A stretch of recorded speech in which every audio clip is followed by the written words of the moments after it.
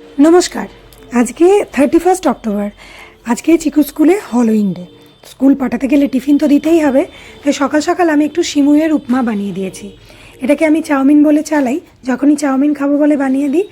অনেক রকমের সবজি দিই, যা যা বাড়িতে থাকে সব, একটু আলুও দিয়ে দিই। খেতে খুব দারুণ হয়। আমরাও খাই। আমরাও খেলে একটু সস টস দিয়ে, একটু ঝাল টাল দিয়ে বানাই, খুব খেতে ভালো লাগে। এবার চিকুকে রেডি করছি। স্কুল থেকে বলেছে ভূত সাজিয়ে পাঠাবেন। এবার সমস্যা হচ্ছে, আমাদের সময় তো হ্যালোউইন ডে ছিল না। আমাদের ছোটোবেলাতে তো ওই যেমন খুশি সাজও একটা হতো বছরে এক আধবার, তখন যা হোক একটা সেজে যেতাম। তাই হ্যালোউইন ডে সম্পর্কে কি সাজাতে হবে সেই আইডিয়াটা আমার একদমই ছিল না। আগের দিন রাত্রেবেলাতে বাকি মাদের সাথে একটু আলোচনা করে, একটু গুগলে একটু ইউটিউবে সার্চ টার্চ করে দেখলাম সব থেকে যেটা ইজি সেটা ভাবলাম সাজিয়ে দেবো।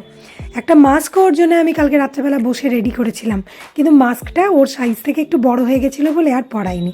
আমি ওকে ব্ল্যাক শার্ট আর ব্ল্যাক ট্রাউজার পরিয়েছি, আর মুখের মধ্যে একটু ক্রিম লাগিয়ে দিয়েছি। তারপর চোখে কাজল দিয়ে কাজলটাকে একটুখানি ব্লেন্ড করে দিয়েছি যাতে একটু ভূত ভূত ফিল হয়।